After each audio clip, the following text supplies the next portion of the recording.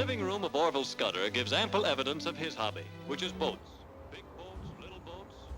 In fact, he's just crazy about boats.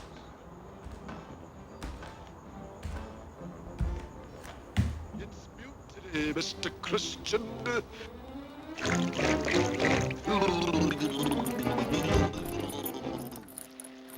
Amateur botanist Herman Dibble has developed a marvelous plant food. Mr. Dibble... Irene Middleton opened the door to her bedroom on Monday, November 16th at 7:23 p.m. She remembered this rather insignificant detail for no other reason than because it was the exact same hour and minute that she had departed from her house earlier that morning. She was heading to the shops of East Town Square, where she diligently served for the last 20 years as a missionary to the doctrine of women's sexual autonomy. It's like my mama always told me, if you're gonna eat beets while you're on your period, don't act surprised when this shit turns into a bloody mess. Derek, can you help me with these strips? Irene Middleton returned home that evening on November 16th, smelling of antiseptic, latex, and menthol cigarettes.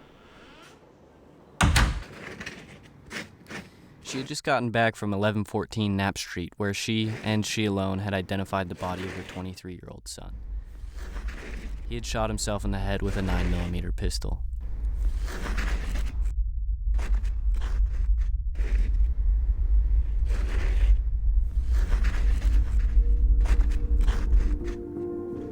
The coroner told her he had been dead for about 2 days. When he said it, he told her about how lucky she was that her son had put the gun on his temple instead of in the roof of his mouth. 'Cause that won't always kill you. Put that bullet right through the temple, that'll kill you, right? But the mouth? Now, that's for people who don't know whether they want to live or die. Even if you're off by a millimeter. Brain dead for life. Dead, except everyone's got to watch you suffer. Oh well. At least you did it right, miss. You can tell a lot about a man by the way he chooses to die.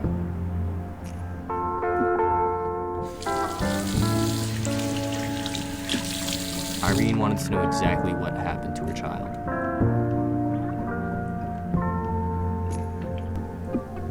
Such a pity. The poor kid might as well go home.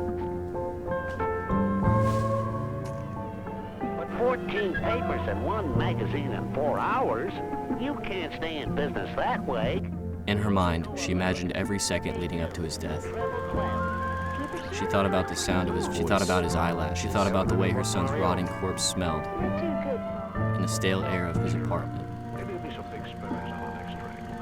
She thought about the sound the bullet casing made as it hit the floor.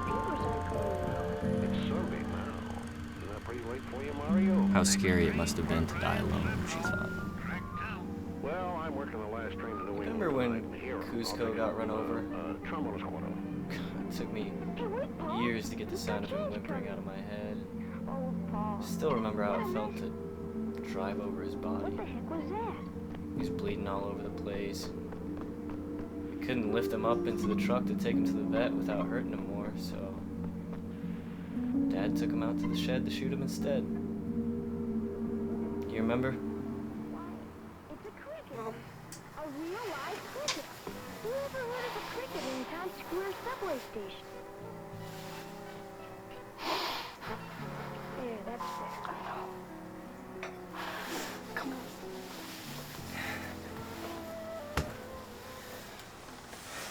God, can you fucking shut that off? Chocolate?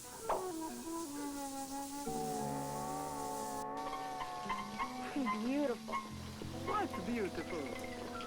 Mario, what's that noise? There's a shit ton of food left on the doorstep. Throw it away! No, don't do it. Crickets are good luck. Cricket.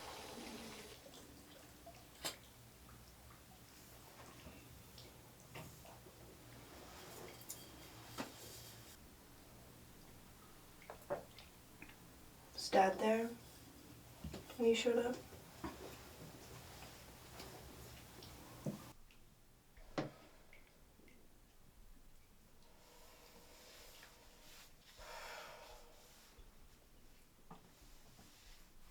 How did it look? He came naked by night, alone and very hungry.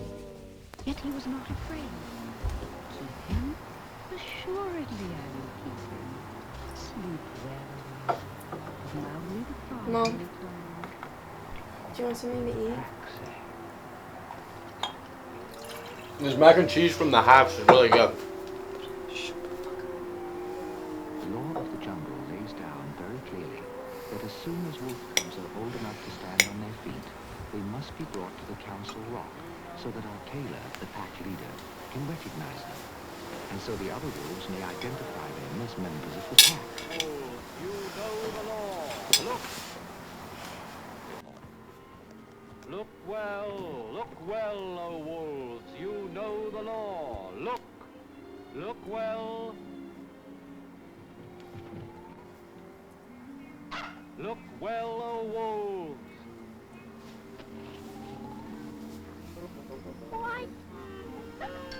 For the remainder of the evening, Irene Middleton would lay there in that bed, her remaining 2 children at her side, her eyes wide open. She would not sleep that night, nor any night, for the next 6 months. Irene was only halfway into the evening after the worst day of her life. To do with a man's cub.